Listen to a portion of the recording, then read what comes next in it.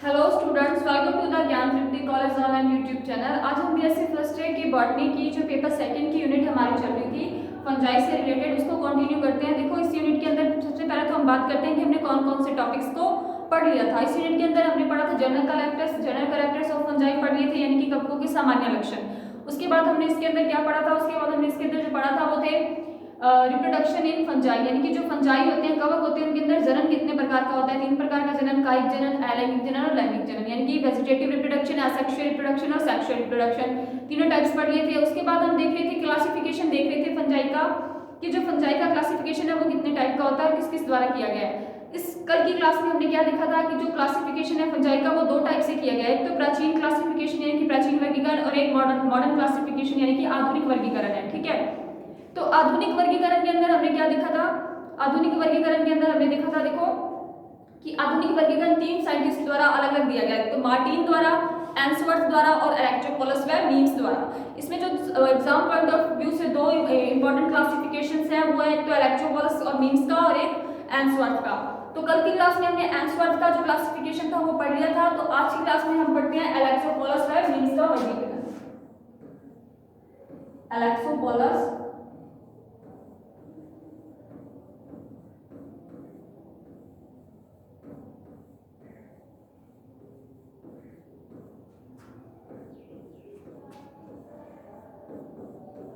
Memes का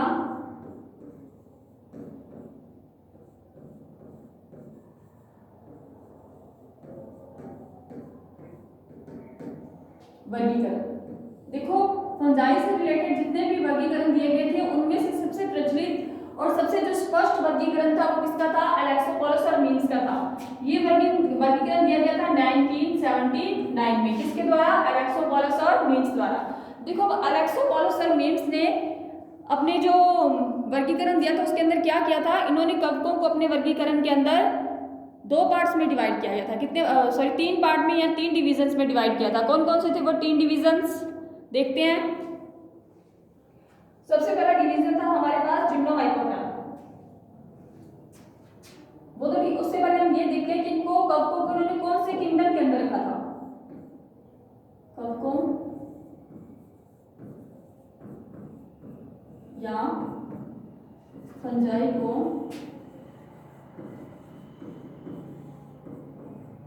माइसिटी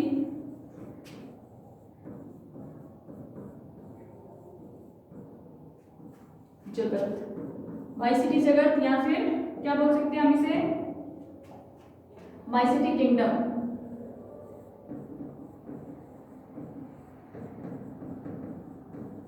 माइसिटी kingdom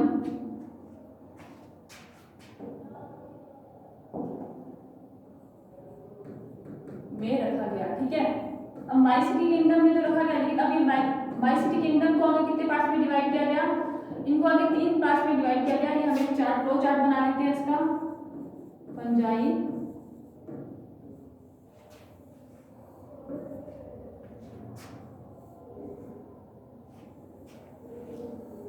ये हमारे पास 3 डिविजन्स,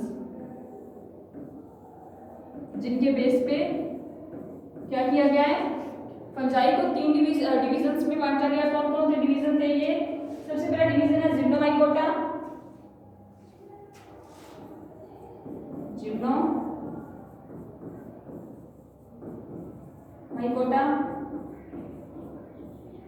मस्टिगोमाइकोटा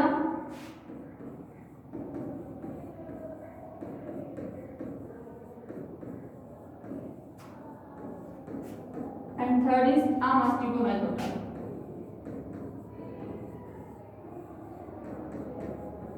ठीक है, सबसे पहले इलेक्ट्रोपोलस और मीम्स ने जो फंजाई है उनको माइसिटी किंगडम के अंदर रख के इनको 3 डिविजन्स में बांटा गया, जिम्नोमाइकोटा, मस्टिगोमाइकोटा और एमास्टिगोमाइकोटा। अब इन 3 डिविजन्स को भी आगे किसमें चेंज किया गया, सब डिविजन्स में। तो कौन कौन से सब डिविजन्स थे जिनके अंदर इनको बांटा गया था, वो सब डिविजन्स देखते हैं अब हम। ये सब डिविजन थे हमारे पास। सबसे पहले जिम्नोमाइकोटा को 2 सब डिविजन्स में बांटा गया था, एक्ट्रियोसियो जिम्नोमाइकोटा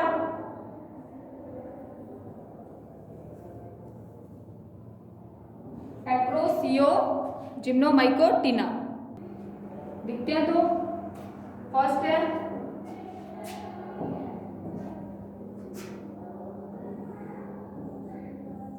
दो सब डिविजन्स।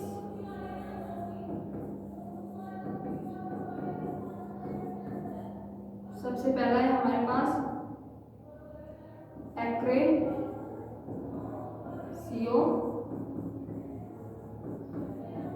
जिम्नोमाइकोटिना।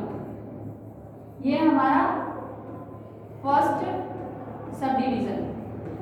जिम्नोमाइकोटिना डिवीजन के अंदर सबसे पहला जो सब डिवीजन है वो है एक्रेसियो जिम्नोमाइकोटिना। एंड सेकंड है हमारे पास जो सब डिवीजन है वो है प्लाज्मोडियो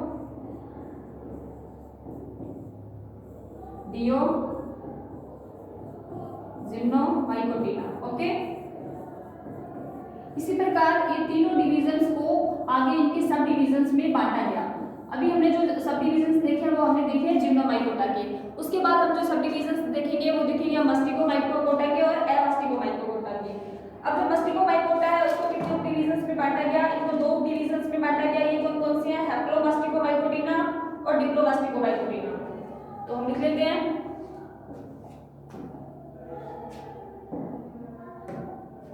हैप्लोमास्टिकोमाइकोटिना,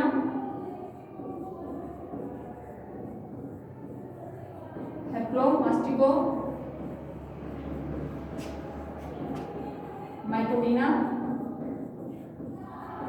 और डिप्लोमास्टिकोमाइकोटिना।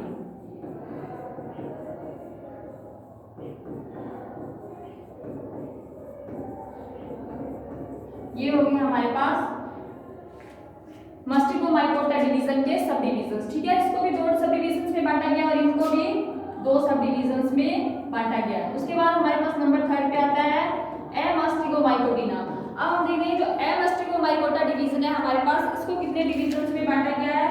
इसको बांटा गया है 4 सब डिवीजन्स में। कौन कौन से? जाइगोमाइकोटिना, बेसिडियोमाइकोटिना, एस्कोमाइसिटीज और ड्यूटेरियोमाइकोटिना। तो हम लिख लेते हैं इसके 4 टाइप।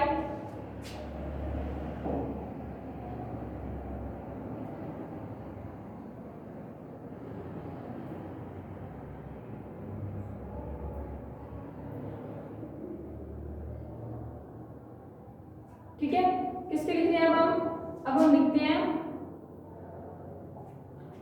एमास्टिकोमाइकोटा के सब डिवीजन्स। सबसे पहले इसके हैं 4 सब डिवीजन्स।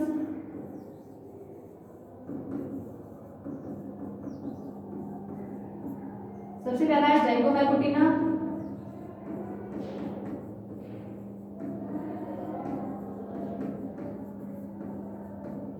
नंबर 2 है एस्कोमाइकोटिना,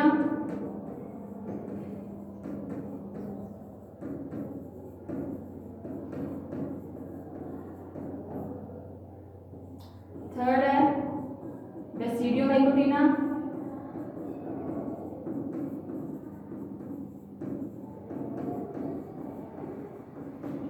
फोर्थ है ड्यूटेरियोमाइकोटिना। ठीक है, तो ये था हमारा इलेक्ट्रोपोलस और मीन्स का वर्गीकरण। अब इन सब डिविजन्स को भी आगे इन्होंने क्लासेस में बांटा गया है, तो वो आप अपनी बुक में से देख लेना। बुक में से आप इस चैप्टर में से देखोगे कि जो हमारा इलेक्ट्रोपोलस का और किसका वर्गीकरण है, इलेक्ट्रोपोलस और मीन्स का वर्गीकरण है जो उन्होंने 1979 में दिया था। उस वर्गीकरण के अंदर उन्होंने फंजाई को सबसे पहले 3 डिविजन्स में बांटा था, जिम्नोमाइकोटा, मस्टिकोमाइकोटा, एमास्टिकोमाइकोटा। उसके बाद इन्होंने जो ये डिवीजन थे इनको आगे सब डिवीजन में चेंज किया। तो जिम्नोमाइकोटा के 2 सब डिवीजन थे, एक्रेसियो जिम्नोमाइकोटिना, प्लाज्मोडियो जिम्नोमाइकोटिना। और मस्टिकोमाइकोटा के जो 2 सब डिवीजन थे वो हमारे पास थे हैप्लोमस्टिकोमाइकोटिना और डिप्लोमस्टिकोमाइकोटिना। ठीक है, उसके बाद हमारे पास थे नंबर 3 पे है मस्टिकोमाइकोटा के 4 डिवीजन सब डिवीजन, जाइगोमाइकोटिना, एस्कोमाइकोटिना, बेसिडियोमाइकोटिना और ड्यूटेरियोमाइकोटिना। ये आप बुक में से इसको देख लेना कि इसके आगे कितनी क्लासेस में इनको डिवाइड किया गया है। ठीक है, क्लासेस के बाद अब हम ये पढ़ते हैं इनकी क्या कैरेक्टर्स पढ़ते हैं सभी डिवीजन और सब डिवीजन्स के। सबसे पहले हम जो हमारे कैरेक्टर्स पढ़ेंगे वो पढ़ते हैं जिम्नोमाइकोटा के। नेक्स्ट स्लाइड पे पढ़ते हैं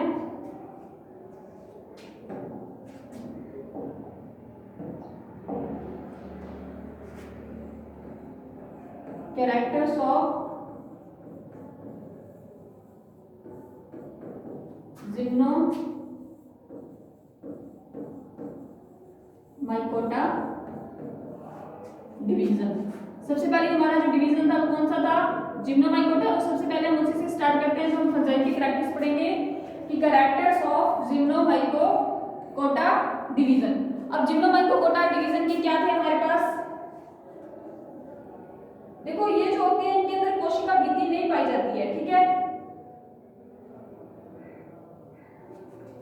सबसे पहले इसका कैरेक्टर क्या है लिख लेते हैं हम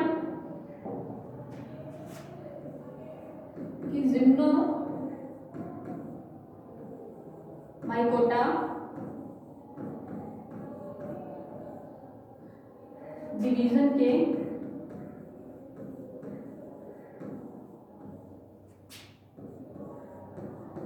कवकों में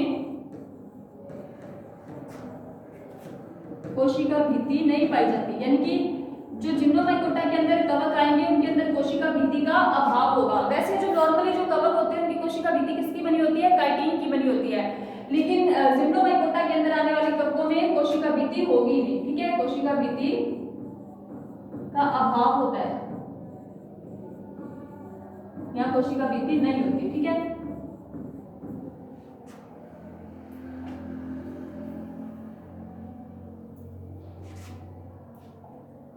अभाव होता है, ओके। ये तो हो गया फर्स्ट कैरेक्टर। सेकंड कैरेक्टर है कि इन कवकों में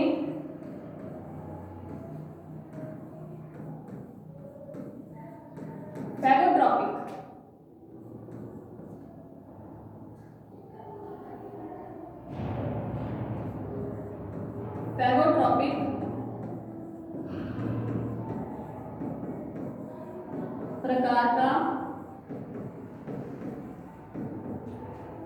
प्रकार का पोषण पाया जाता है। फैगोट्रोपिक प्रकार के पोषण से मतलब क्या है, फैगोट्रोपिक का मतलब है कि ये दूसरे जीव को जिससे ये भोजन प्राप्त करते हैं उसको नष्ट करके अपना भोजन लेते हैं, ठीक है। जैसे फैगोसाइट सेल्स होती हैं जो दूसरे सेल्स को मारती हैं, जो हमारे अंदर एंटीबैक्टीरिया या एंटीजेंस आते हैं उनको जो सेल्स नष्ट करती है वो फैगोसाइट सेल्स होती हैं। तो उसी फैगो वर्ड से ये नाम लिया गया फैगोट्रोपिक। फैगोट्रोपिक का मतलब है कि जो जिम्नोमाइकोटा के अंदर जो कवक आएंगे वो दूसरे जीव को जिससे ये पोषण प्राप्त कर रहे हैं उसको नष्ट करके जो अपना भोजन है वो प्राप्त करते हैं, ठीक है। उसके बाद इसके जिम्नोमाइकोटा के जो फर्स्ट सब डिवीजन था एक्रियोसियोमाइसिटीज, उसके अंदर क्या था कि इसके अंदर नॉर्मली शाबिकाएं नहीं पाई जाती हैं और क्या होते हैं इनके जो जीव द्रव्य होते हैं वो नग्न होते हैं, ठीक है।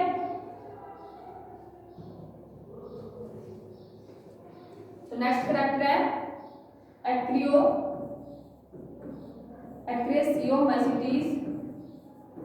एक्रेसियोमाइकोटिना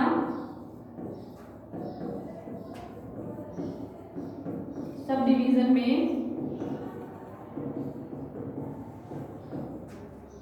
नगन जीव द्रव्य यानी कि जीव द्रव्य के चारों ओर कोशिका भित्ति नहीं पाई जाती है। नगन जीव द्रव्य वह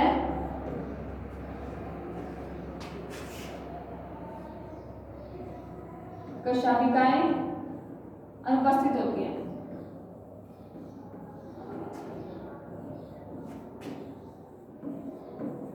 अब इस लाइन का मतलब क्या है, इसका मतलब है कि जो आगे इसका सब डिवीजन था एक्रेसियोमाइकोटिना उसका एक स्पेसिफिक कैरेक्टर है कि एक तो उसमें जो कशाभिकाएं हैं वो अनुपस्थित होंगी, यानी कि वो गति नहीं कर पाएंगे, ठीक है। और दूसरा क्या होता है उनके अंदर क्या पाया जाता है, उनके अंदर नगन जीव द्रव्य होता है। नगन जीव द्रव्य का मतलब उनके चारों ओर कोशिका भित्ति नहीं पाई जाती। ये हो गया एक्रेसियोमाइकोटिना का कैरेक्टर। एक्रेसियोमाइकोटिना के कैरेक्टर के बाद हम देखेंगे नेक्स्ट जो हमारे पास सब डिवीजन है प्लाज्मोडियोमाइकोटिना। अब प्लाज्मोडियोमाइकोटिना के अंदर क्या होता है, देखो इसके अंदर जो प्लाज्मोडियम या पेसिडोपोडिया होते हैं वो पाए जाते हैं, ये जब होते हैं इनके अंदर कशाभिकाएं पाई जाती हैं, ठीक है।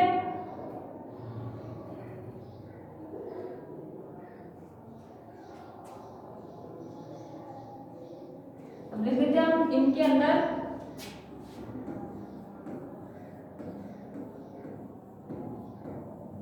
प्लाज्मोडियम पाया जाता है।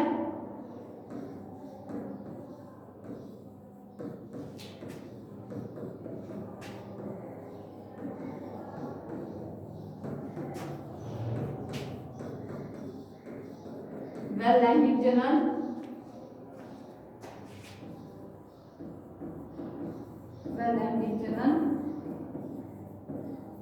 नहीं होता, यानी कि इस सब डिवीजन के अंदर लैंगिक जनन नहीं होता। और प्लाज्मोडियम या पेस्यूडोपोडिया जो इनको गति करने में सहायक होते हैं वो पाए जाते हैं। ये तो हो गया हमारे कैरेक्टर्स ऑफ जिम्नोमाइकोटा डिवीजन। अब हम नेक्स्ट कैरेक्टर्स हमारे देखते हैं मास्टिगोमाइकोटा के।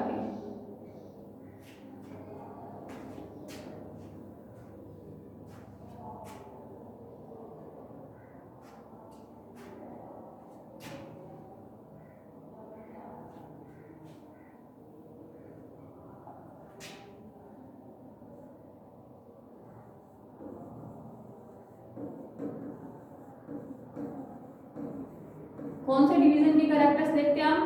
मास्टिगोमाइकोटा के। जो हमने पहले कैरेक्टर्स देखे थे वो थे जिम्नोमाइकोटा के, और अब हमारे पास जो कैरेक्टर्स हैं वो है मास्टिगोमाइकोटा डिवीजन के।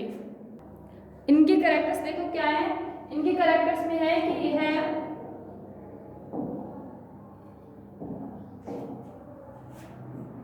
यह एक कोशिकीय है, यानी कि यूनिसेल्युलर कवक होते हैं। एक कोशिकीय व शाखित कवक होते हैं, यानी कि ब्रांच्ड होते हैं ये, ठीक है। इनके अंदर इनमें कवक जाल निर्माण की क्षमता पाई जाती है, यानी कि ये कवक इकट्ठे होकर कवक जाल का निर्माण करते हैं। इनके अंदर इनमें कवक जाल पाया जाता है, कवक जाल पाया जाता है। ये है इनका सेकंड कैरेक्टर। थर्ड कैरेक्टर है इनका मास्टिगोमाइकोटा डिवीजन का थर्ड कैरेक्टर हमारे पास है कि इनमें कोशाभिकाएं पाई जाती हैं। इनमें कोशाभिकाएं जो इनको गति करने में सहायता देती है, यानी कि जो मास्टिगोमाइकोटा के अंदर कवक आएंगे वो गतिशील कवक होंगे, और जो जिम्नोमाइकोटा के अंदर आएंगे वो अगतिशील होंगे, क्योंकि उनके अंदर कोशाभिकाएं नहीं पाई जाती। तो इनमें कोशाभिकाएं पाई जाती हैं। ये हो गया हमारा second third character. Fourth character है कि इन कवकों में जो पोषण होता है, इन कवकों में पोषण अवशोषी प्रकार का होता है। अवशोषी प्रकार यानी कि ऑब्जर्वेशन, ऑब्जर्व करते हैं ये चीजों को। देखो जो जिम्नोमाइकोटा पढ़ा था उसके अंदर जो अवशोषण था वो फेगोट्रोपिक टाइप का था। फेगोट्रोपिक में मैंने आपको बताया था कि दूसरे जीव को नष्ट करके उससे अपने क्या करते हैं, पोषण प्राप्त करते हैं। लेकिन मास्टिगोमाइकोटा के अंदर क्या है कि इन कवकों में जो पोषण है वो अवशोषी प्रकार के। अवशोषी प्रकार के पोषण से मतलब है ये किसी दूसरे जीव को हानि पहुंचाए बिना सीधे ही भोजन का क्या कर लेते हैं, अवशोषण कर लेते हैं, ठीक है, अपनी स्किन द्वारा। उसके बाद है नेक्स्ट कैरेक्टर कि इनमें अलैंगिक जनन चल बीजाणुओं द्वारा होता है। इनमें अलैंगिक जनन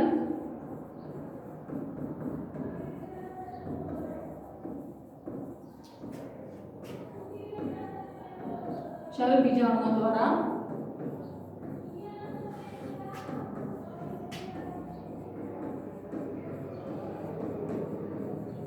होता है, ओके।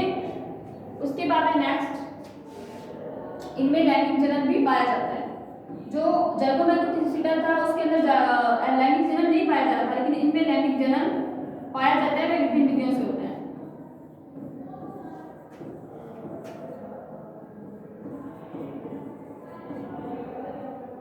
इनमें लैंगिक जनन पाया जाता है। तो ये हमारी सेकंड डिवीजन यानी कि मास्टिगोमाइकोटा के कैरेक्टर्स कंप्लीट हो गए। अब इसके बाद जो हमारे पास थर्ड डिवीजन है वो है एमास्टिगोमाइकोटा। तो अब हम देखते हैं एमास्टिगोमाइकोटा के कैरेक्टर्स हमारे पास। तो नेक्स्ट अब हम हेडिंग लगा लेते हैं एमास्टिगोमाइकोटा।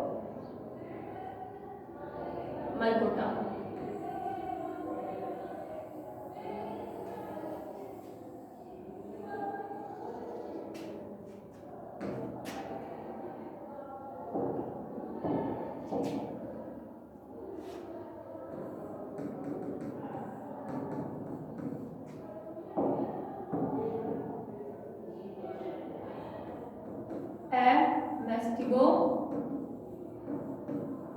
Mycota division. ठीक है, तो मैस्टिगो माइकोटा डिवीजन के कैरेक्टर्स देख लेते हैं हम। मैस्टिगो माइकोटा डिवीजन का सबसे पहला कैरेक्टर है कि इनमें कशाभिका युक्त कोशिकाएं अनुपस्थित होती हैं। इनमें कशाभिका युक्त कोशिकाएं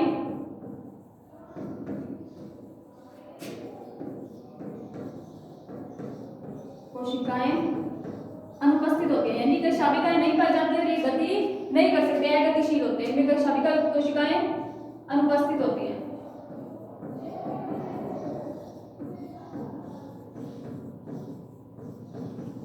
ठीक है, सेकंड कैरेक्टर है कि यह एक कोशिकीय है,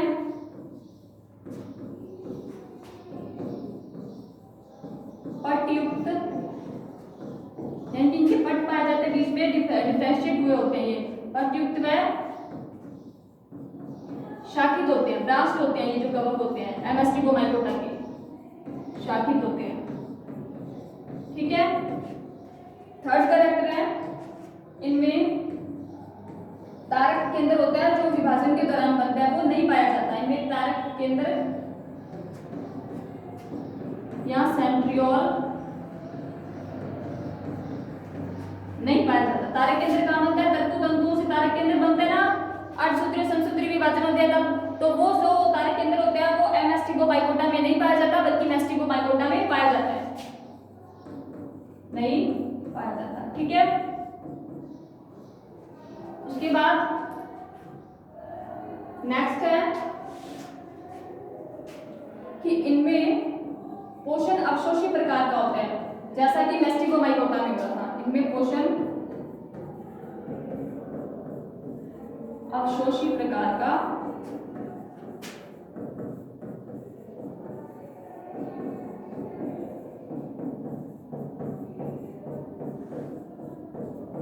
होता है। ठीक है, नेक्स्ट है इनमें अवशोषी प्रकार के पोषण के अलावा इनमें और क्या पाया जाता है?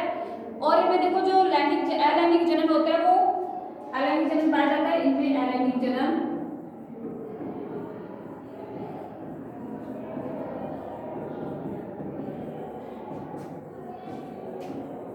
मुकुलन, विखंडन आदि प्रकार का होता है, यानी मुकुलन और विखंडन की सहायता से ही क्या करते हैं? अलैंगिक जनन करते हैं।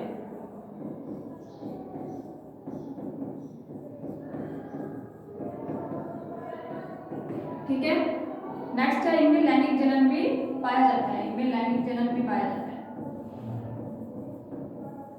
जो अलग अलग टाइप की विधियों से होता है। इनमें लैंगिक जनन भी